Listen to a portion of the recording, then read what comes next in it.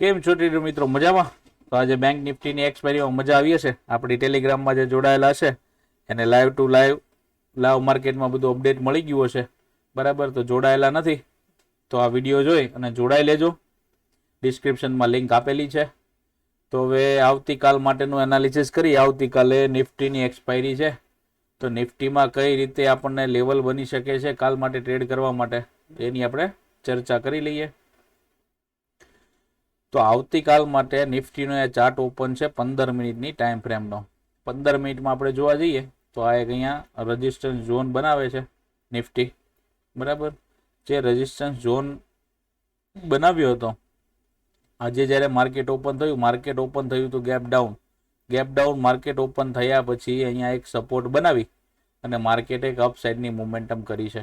બરાબર, અપસાઇડની મોમેન્ટમ કરી પછી અહીંયા ફરી પાછું એકવાર રેઝિસ્ટન્સ લીધો હતો. રેઝિસ્ટન્સ લઈ અને એક રિટ્રેસમેન્ટ કરવા આવ્યું હતું માર્કેટ. રિટ્રેસમેન્ટ કર્યા પછી એક અહીંયા અપસાઇડની મોમેન્ટમ કન્ટિન્યુ જોવા મળી હતી. બરાબર, આ જે પણ ચાર્ટ છે એ લાઈવ માર્કેટમાં તમને અપડેટ કરેલો છે. તો ટેલિગ્રામમાં જે લોકો જોડાયેલા છે એને ખબર હશે કે આ ચાર્ટમાં કઈ રીતે ટ્રેડ કરવાનો હતો. હવે આવતીકાલ માટે આપણે કયા લેવલથી ટ્રેડ કરવા જોઈએ, તો આવતીકાલ માટે આપણું ક્લોઝિંગ મળ્યું છે આપણને જે લાસ્ટ મોર્નિંગમાં જે સપોર્ટ બનાવ્યો હતો ત્યાં સપોર્ટ પાસે માર્કેટ ક્લોઝિંગ આપ્યું છે. નિફ્ટીએ ક્લોઝિંગ અહીંયા આપ્યું છે. હવે કાલે જો માર્કેટ અહીંયા ફ્લેટ ઓપનિંગ થાય છે, બરાબર, આ રેન્જની વચ્ચે ફ્લેટ ઓપનિંગ થાય છે. બરાબર, આ રેન્જ છે 22,424 થી લઈને 22,470 સુધીની રેન્જ છે.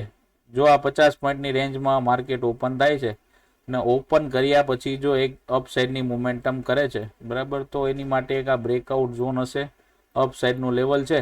બરાબર, પણ આ એક ટ્રેન્ડ લાઇન ઉપરથી જોશો ને તો એક રેઝિસ્ટન્સ તરીકે એક ટ્રેન્ડ લાઇન જોવા મળે છે. જો માર્કેટ અહીંયા ક્યાંય ઓપન થાય છે તો એક ઇમિડિયેટલી રેઝિસ્ટન્સ લઈ શકે છે, અથવા તો આની ઉપર માર્કેટ ઓપન થાય છે તો આ આપણો જે છે ને એ ઓલ ટાઈમ હાઈ છે, નિફ્ટીનો ઓલ ટાઈમ હાઈ છે. આની ઉપર જો માર્કેટ અહીંયા સસ્ટેન કરે છે ને ફરી પાછું એકવાર બ્રેકઆઉટ આપે છે તો માર્કેટ માટે લેવલ ઓપન થઈ જાય છે 22,600નું પહેલું લેવલ ઓપન થાય છે. જો 22,600ની ઉપર સસ્ટેન કરે છે તો 22,650 ને 22,700 આ ત્રણ લેવલ અપસાઇડની બાજુ ઓપન થઈ જશે જો માર્કેટ કાલે ઓલ ટાઈમ હાઈ બ્રેક કરી અને ઉપર જાય છે તો. હવે વાત કરીએ કે માર્કેટ ખુલે છે ગેપ ડાઉન તો શું કરવું જોઈએ. તો માર્કેટ જો આ રેન્જની વચ્ચે ગેપ ડાઉન ઓપન થાય છે ને તો વેટ કરવાની છે. કોઈ સારું એવું પ્રાઇઝ એક્શન બનાવે છે, પ્રાઇઝ એક્શન બનાવી અપસાઇડ અથવા તો ડાઉન સાઇડ બ્રેકડાઉન કરે છે તો ડાઉન સાઇડ જો બ્રેકડાઉન કરશે તો સ્કેલ્પિંગ ટ્રેડ તમને મળી શકે છે. તે ફરી પાછો જે આજનો જે લો બનાવ્યો હતો મોર્નિંગમાં એ એક સપોર્ટ ઝોન ફરી પાછો અહીંયાથી બની શકે છે. અને અહીંથી જો કોઈ અપસાઇડની મુવમેન્ટ આવી અથવા તો એક બુલિશ કેન્ડલ અહીંયા આપણને ડ્રો થાય છે અથવા તો બને છે તો ત્યાંથી આપણે એક ઉપરની સાઈડનો ટ્રેડ બનાવી શકીએ છીએ. તો પહેલો આપણી માટે ટાર્ગેટ આ બની શકશે, બીજો ટાર્ગેટ આ બની શકશે. હવે માર્કેટ સમજો કે વધારે પડતું ગેપ ડાઉન ઓપન થાય છે અને આ લેવલની નીચે ઓપન થાય છે તો વેઇટ કરવાની રહેશે કે ભાઈ કેવી કેન્ડલ પહેલી બને છે ને ક્યાં સપોર્ટ માર્કેટ બનાવે છે. આ સપોર્ટ જે છે એની નીચે પછી તરત આ સપોર્ટ આવી જાય છે. તો આ બે સપોર્ટની વચ્ચે અને માર્કેટ આ ઝોનની વચ્ચે શું કરે છે, બરાબર, તો એ જોવાનું છે. જો આ ઝોન બ્રેક કરે છે માર્કેટ, બરાબર, અહીંયા સસ્ટેન કરે છે માર્કેટને, અહીંથી જો આ સપોર્ટ બ્રેક કરે છે તો એક સારી એવી મોમેન્ટમ જોવા મળી શકે છે. બરાબર, આ બે નીચેના ટાર્ગેટ ઓપન થઈ જશે. તો નિફ્ટીની કાલે એક્સપાયરી છે તો વેઇટ કરવાની છે. કોઈ લેવલ નવા અપડેટ થતા હશે લાઈવ માર્કેટમાં તો આપણે ટેલિગ્રામ ઉપર મૂકી દેશું. તો બાકી જોઈ લેજો કે કઈ રીતે ટ્રેડ કરવાનો છે. તમને ત્રણેય વસ્તુ સમજાવી દીધી છે. જો ફ્લેટ ઓપનિંગ થાય છે અને ફરી ઉપર એક બ્રેકડાઉન કરે છે તો આ ચાન્સ છે કે આ ટ્રેન્ડ લાઇનની બ્રેકડાઉન કરશે. બરાબર, અહીંયા ઓપન થશે અને આ કન્સોલિડેટ કરીને ઉપર જશે તો આપણને ફરી પાછો એક ઓલ ટાઈમ હાઈનો પહેલો ટાર્ગેટ મળી શકે છે. ઓલ ટાઈમ હાઈ પાસે જો માર્કેટ સસ્ટેન કરે છે, બરાબર, અહીંયા બાયર એક્ટિવ દેખાય છે, સેલર નબળા દેખાય છે અને બાયર એક્ટિવ દેખાય છે, બાયર સ્ટ્રોંગ દેખાય છે તો અહીંયાથી એક અપસાઇડની મોમેન્ટમ જોવા મળી શકે છે. ને જો બાયર અહીંયાથી એક્ટિવ નથી દેખાતા અને બાયર નબળા થઈ જાય છે તો ફરી પાછું એક ડાઉન સાઇડની મોમેન્ટમ અહીંથી જોવા મળી શકે છે. બરાબર, તો નિફ્ટીમાં આ વસ્તુનું ધ્યાન રાખવાનું છે. હવે વાત કરીએ કે આવતીકાલે બેંક નિફ્ટીમાં કઈ જગ્યાએ ટ્રેડ લેવો. બેંક નિફ્ટીની એક્સપાયરી આજે પતી ગઈ છે. સવારમાં સરસ મજાનો ટ્રેડ કરી લીધો છે ને પછી માર્કેટ જોવા જઈએ તો માર્કેટમાં કોઈ મુવમેન્ટ આવી છે નહીં, પછી બેંક નિફ્ટી સાઇડવેઝ થઈ ગઈ હતી, બરાબર. તો બેંક નિફ્ટી માટે પણ આપણે કાલે લેવલ આપ્યા હતા કે જો માર્કેટ આ બોક્સની વચ્ચે રહે છે, બરાબર, તો એક સાઇડવેઝ બની શકે છે માર્કેટ. તો તમે જોઈ શકો છો કે એક મોમેન્ટમ આપ્યા પછી આ 15 મિનિટની રેન્જમાં ફરી પાછું સાઇડવેઝ, એક કેન્ડલ બનાવી ફરી પાછું સાઇડવેઝ માર્કેટ, બરાબર. તો એક્સપાયરી પછી કંઈ ખાસ મોમેન્ટમ આપી નહીં. આપણે સવારમાં એક ટ્રેડ લીધો તો એમાં સરસ મજાનો એક ટાર્ગેટ મળી ગયો હતો. હવે કાલ માટે વાત કરીએ તો કાલ માટે શું કરવું જોઈએ? તો કાલ માટે હવે બેંક નિફ્ટી જોવા જઈએ તો બેંક નિફ્ટીનું ક્લોઝિંગ સરસ મજાનું બાયર ઝોનની વચ્ચે ક્લોઝિંગ આવ્યું છે કે ભાઈ બાયર અહીંયા એક્ટિવ છે અને બાયરને ઉપર લઈ જવામાં રસ છે બેંક નિફ્ટીને, તો એની લીધે થઈને માર્કેટ સસ્ટેન કર્યું છે.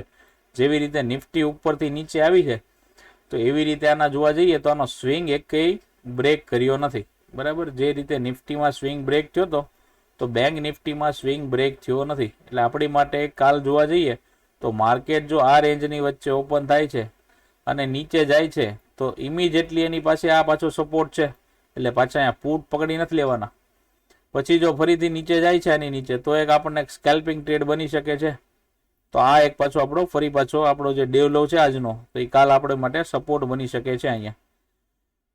હવે વાત કરીએ કે માર્કેટ કાલે ગેપ અપ ઓપનિંગ થાય છે, ગેપ અપ ઓપનિંગ છે અને આ લેવલની ઉપર માર્કેટ ગેપ અપ ઓપનિંગ થાય છે તો એક આપણી પાસે ટાર્ગેટ ઓપન છે 48,000 આસપાસનો ટાર્ગેટ આપણને મળી શકે છે, બરાબર. પણ એ વન વે જવાની શક્યતા ઓછી છે, આવી રીતે જઈ શકે છે, અપ ડાઉન મોમેન્ટમ આવી શકે છે, બરાબર. આપણે આ સ્વિંગ છે, સ્વિંગ આપણી માટે પછી સપોર્ટ બનતા જશે. માર્કેટમાં જોવા જઈએ તો બેંક નિફ્ટીમાં એક બાઇંગ મોમેન્ટમ દેખાય છે. બેંક નિફ્ટીનો ઓલ ટાઈમ હાઈ જોઈએ તો આપણો હજી દૂર છે, બરાબર, અને નિફ્ટી ઓલ ટાઈમ હાઈની બહુ નજીક છે. અને નિફ્ટી હમણાં જોવા જઈએ તો છેલ્લે એક નિફ્ટીએ પણ ઓલ ટાઈમ હાઈ એક નવો બનાવ્યો હતો અને બેંક નિફ્ટીમાં જોવા જઈએ તો ઓલ ટાઈમ હાઈ બનાવેલો નથી. અને જે રીતે આપણે વન ડેમાં કાલે વાત થઈ હતી કે એક સિમેટ્રિકલ ટ્રાયેંગલ બને છે, બરાબર. તો એ ટ્રાયેંગલનું બ્રેકઆઉટ જ્યારે આવશે, આ જે ઝોન છે આ રેઝિસ્ટન્સ ઝોન છે એની માટે, બરાબર. તો માર્કેટ જો અહીંયા આવે છે તો આ 47,900 થી લઈને 48,000નું એક રાઉન્ડ લેવલ છે એ આપણી માટે રેઝિસ્ટન્સ બની શકે છે. જો આની ઉપર બેંક નિફ્ટી સસ્ટેન કરીને ઉપર જાય છે તો એક સારી આપણને મોમેન્ટમ જોવા મળી શકે છે, બરાબર. તો આ રીતે ધ્યાન રાખજો બેંક નિફ્ટીમાં. બેંક નિફ્ટી બાઇંગ ઝોનમાં છે, બેંક નિફ્ટીમાં બાયરના હાથમાં છે. અત્યારે આપણે જોવા જઈએ તો બેંક નિફ્ટી એક બાયર ઝોનની વચ્ચે છે, તો માર્કેટ અપ જવાના ચાન્સીસ વધારે છે. પણ માર્કેટ છે ભાઈ ગમે ત્યારે ગમે તે મોમેન્ટમ કરી શકે છે, તો બેંક નિફ્ટીમાં જરા જોજો. હવે વાત કરી લઈએ આપણે ગેપ ડાઉનની, બરાબર. જો માર્કેટમાં ગેપ ડાઉન ઓપનિંગ થાય છે બેંક નિફ્ટી, બરાબર, તો આ ઝોન આપણી માટે સપોર્ટ ઝોન છે, આ ઝોન આપણી માટે સપોર્ટ ઝોન છે. તો અહીંયા વેઇટ કરવાનું છે, કોઈ બુલિશ મોમેન્ટમ આપણને મળે છે તો આપણે અપ સાઈડનો ટ્રેડ બનાવી શકશું.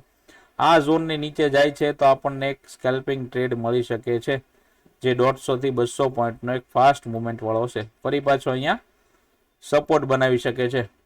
જેવી રીતે આપણે પહેલા વાત કરી હતી કે આ એક આપણી માટે સપોર્ટ અને રેઝિસ્ટન્સ વર્ક કરતું હતું, બરાબર. આપણે એક બોક્સ પેટર્ન બનાવી હતી, એ નીચે જેટલી વાર જુઓ તો સપોર્ટ લઈને ફરી પાછું માર્કેટ ઉપર જાય છે. જેટલી વાર અહીંયા આવે છે એટલી વાર રેઝિસ્ટન્સ લે છે, ફરી પાછું સપોર્ટ લે છે, ફરી પાછું એક રેઝિસ્ટન્સ બનાવે છે. તો ફરી પાછું અહીંથી એક જે મોમેન્ટમ કન્ટિન્યુ કરી હતી, બરાબર. તો આ જે લો બનાવ્યો હતો તો 3 દિવસથી માર્કેટ જુઓ તો આ લો ટેસ્ટ કરેલો નથી, માર્કેટ આ રેન્જમાં હતું. અને જે રીતે આપણે કાલ વાત કરી હતી કે ભાઈ માર્કેટમાં એક મોમેન્ટમ જોવા મળી શકે છે, તો આજે એ મોમેન્ટમ માર્કેટમાં મળી ગઈ છે. ભલે સાઇડવેઝ થઈ ગઈ છે અહીંયા માર્કેટમાં મોમેન્ટમ, પણ આપણે તો માર્કેટમાં એક મોમેન્ટમ જોવે છે તો આપણને એક મોમેન્ટમ અહીંયા મળી ગયેલી છે. તો ધ્યાન રાખજો, જો ગેપ ડાઉન ઓપનિંગ થાય છે તો વેઇટ કરવાનો છે. અને માર્કેટ જો ફ્લેટ ઓપનિંગ કરી અને 10 થી 15 મિનિટની રેન્જમાં જો આ રેન્જ બ્રેક કરે છે અને અપસાઇડની મોમેન્ટમ કરે છે તો એક કન્ટિન્યુએશન ઉપર મળી શકે છે. પણ કાલે બેંક નિફ્ટીના પ્રીમિયમ થોડા આયા છે એટલે ધ્યાન રાખીને ટ્રેડ કરજો, બરાબર. તો વિડીયો પસંદ આવ્યો હોય તો લાઈક કરી દેજો, કોમેન્ટ કરી દેજો, તમારા મિત્રો જે હોય ને એને શેર કરી દેજો, બરાબર છે. ચાલો મળીએ છીએ, આવજો.